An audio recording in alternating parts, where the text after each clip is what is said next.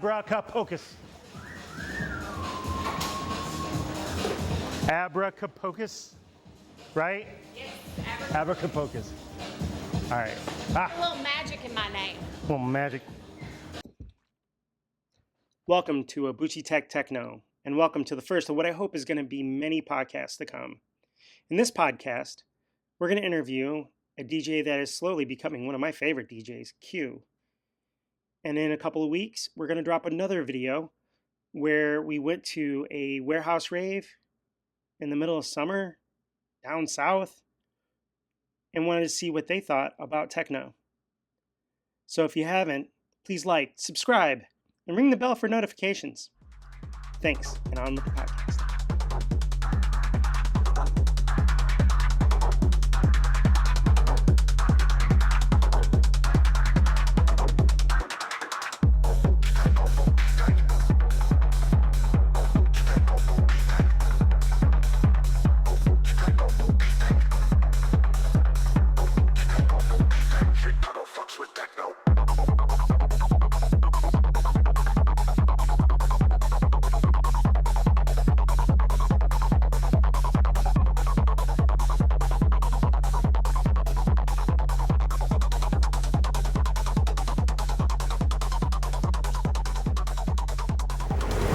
Oh, it is a hot one here in Knoxville, Tennessee, mid-June. What a better day to have a warehouse rave. Abracapocus and Dropwise are two people keeping techno alive. And tonight is Jailbreak. Let's go. We're going to go throughout the night and ask people what do they think about techno. What is techno here in Knoxville? First up is Q, one of the DJs tonight. Q, man, where are you from again? I'm from Kings Mountain, North Carolina, down in the sticks. It's like 45 minutes west of Charlotte, North Carolina. And how long have you been DJing? I've been DJing since the end of 2022. I lived in Costa Rica for around 10 months and started there on a Chromebook that I stole from college. Nice. And downloaded a program after making many trips to San Jose and visiting this place called Antique. It was an old Catholic church in downtown Jose, and they cleared out the basement, and I had the chance to listen to a lot of tribal, progressive, really emotional techno and driving house music. That was beautiful. I grew up listening to dance music because my dad being a DJ. He was a Miami breaks, real eccentric, electric, fast drum and bass breaks type of guy. So your dad's from Miami? He is not from Miami. Oh. He's from Kings Mountain, but okay. He got into the scene when he was younger, met a lot of crazy people, did a lot of crazy things. So I definitely learned my way through him on this scene, no doubt. So it sounds like you have like a lot of various influences, right? You have that Americana influence. You have like what we call techno here and what we hear. Yep. What's interesting as somebody who's 50, right? I'm now seeing that second generation. So it's wild that, you know, you're talking about how your dad was a DJ, and I didn't think about this, but that has to be a big influence on you that is different from somebody like me who was there at the start, but I didn't have any influence. How did that influence like how you play, what you play, or the better question is, why the heck did you want to become a DJ after you saw how hard it was with your dad? Well, I grew up definitely watching him do what he did. He had a lot of cool friends. I fell in love with like my dad's friends. That's why I love my friends so much. And they were super eclectic and unique in their own way. I got the chance to listen to them and as a kid, and then as I grew up, I saw them in their later years and watched them mix on electronic turntables and did the same thing as they would do on vinyl. But in saying that, I played football for about 15 years of my life. Played 2 years of college football in both South Carolina and North Carolina, and realized that I didn't really love it. It was more of a distraction, and started therapy before I moved to Costa Rica at my second college. And through therapy, I found that music has really been there for my entire life. It's been my drive every single day. It wakes me up in the morning, so on and so forth. Yeah. So I hate to be a cliche, but it's your passion. It's my passion. Yeah. I love it. I like to have substance. I try to ask people whenever I meet them, like, what do you like to do? What do you do for the world? Like, how do you affect the ones around you? How do you express yourself? And the way I express myself is through music. Yeah. That's awesome. That's awesome. Now, do you produce music as well? I've started in the past year. I like layering a lot of things. Hearing my dad's like Miami breaks, a lot of rap music over drum and bass and breaks and just fast house. I love it. I love it. It's really ghetto, stinky, real sweaty music, and I love it. It gets people going. Like, I love things that you never think would clash together that actually clash together. That it's sort of like common sense for your body to move to. Yeah. So before we started this, I did ask you a question, and you started telling me about it, and I'm like, you know what, save that for the video, is when I asked you what kind of music do you play, do you remember what your answer was? It's more like, I like sexy, sweaty techno. Definitely not wanting to play what you usually hear. That gets boring to me. I got to see, like, while in Costa Rica, it was something different every single weekend there. Different music is the way to go each and every time I step in front of those turntables, because you never change if you don't do something different. And so through that, I've fell in love with tribal, deep, progressive house, something emotional, because I'm an emotional guy. I'm intact with my feelings. I'm very attentive of what's going on, and music helps me be that way. And a lot of French and South American tribal drum and bass, fast, I like fast techno. I try to keep it under 150.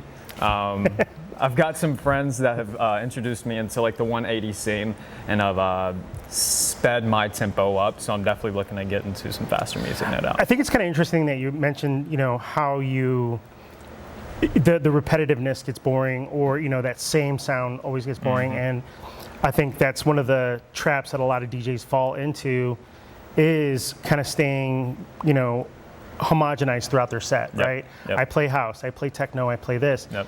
And I'm wondering, like, what you said really kind of hit, because we like variety, we're entertaining. Yep. Right? And so it's great bringing in that variety of music.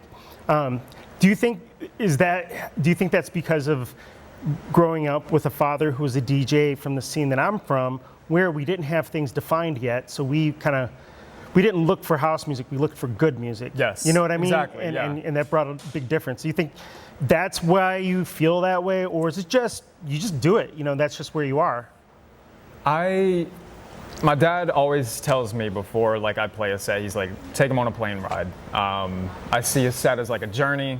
No matter if I'm playing in a coffee shop or if I'm playing for 100+ people, I want to take someone on a journey. If you play the right music for the right person, you can change their life how music changed my life. I know it can affect people in insurmountable ways.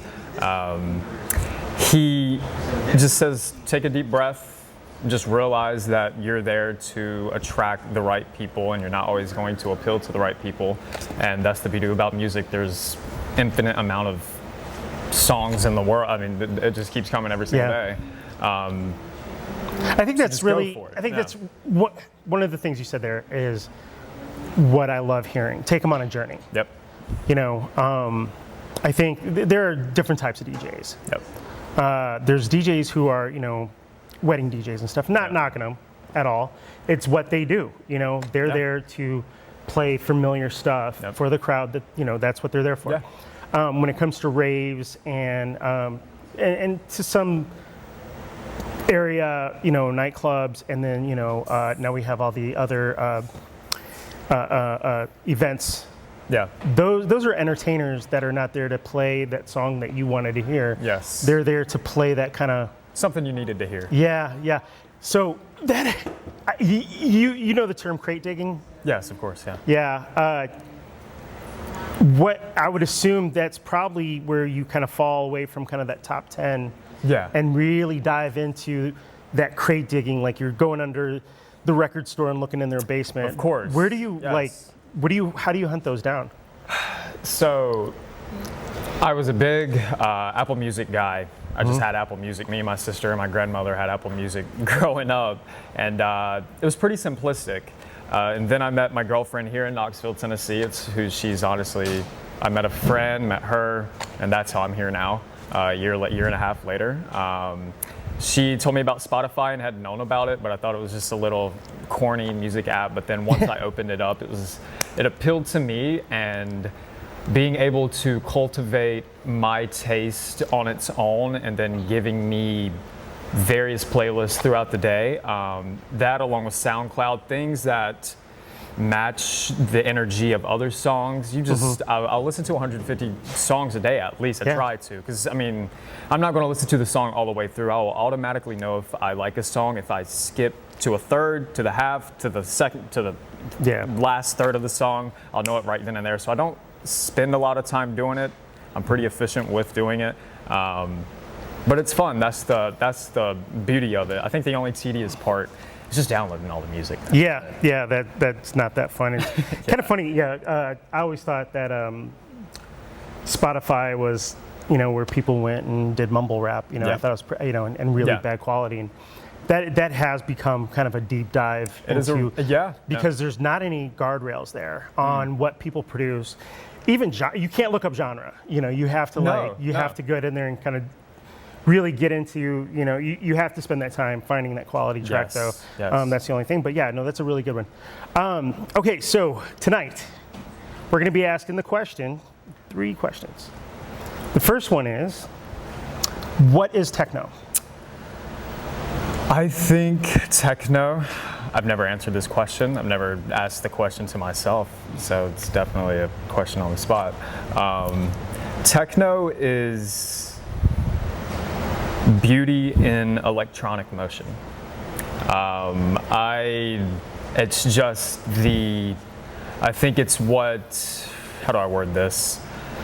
Destiny, I believe in destiny and what paths it allows us to go on in life, and technology has come in our timeline as human beings, and it has it's changed the world. It's what we're staring at right now, and now that we're able to use technology with music and creating electronic music, so to say, I like to call myself electronic.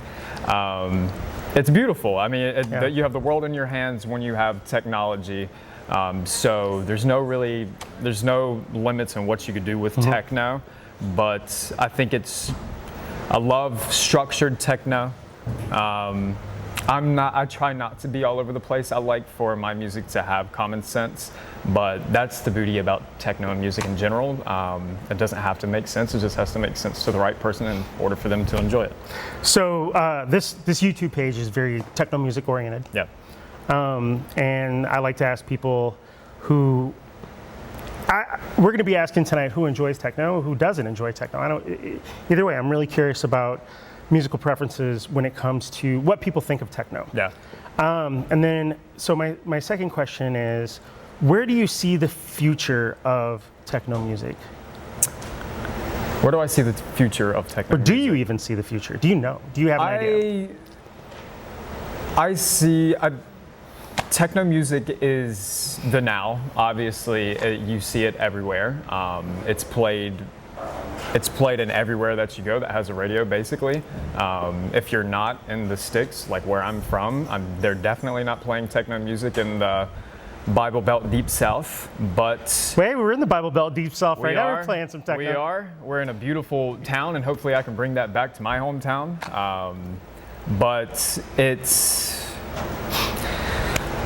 Techno in the future, I think techno allows us to see into the future and allows us to grow and want to change because of how emotional and how driving techno and electronic music is. I think that drives human beings for change in positive ways. Don't really try to do the same thing over and over and over. Yes, you have those people that do so, but the ones that change are the ones that, spark revolutions in certain things, and that's how the future starts, from revolution. So yeah, you're seeing people who are not afraid to change. Take a risk, yeah. I like that. You know, create a revolution in the music. That's how it was birthed. Yeah. You know. Yeah. Okay, last question. Desert Island question. You can only have one track. What would it be? If I only had one track, it would probably be, we're talking like a techno, like a dance music track? Or One track, man. One track. What is your go-to? I need to hear this, and I could hear this every day. Probably Melting Moon by Rigo Polar. You'll hear it tonight. Well, Q, thanks a lot, man. Thank you, buddy. I appreciate this. Thank you, Ollie. Guys, pay attention to Knoxville. They are changing things out here. And I kind of have a feeling there might be revolution. And cut. That was cool.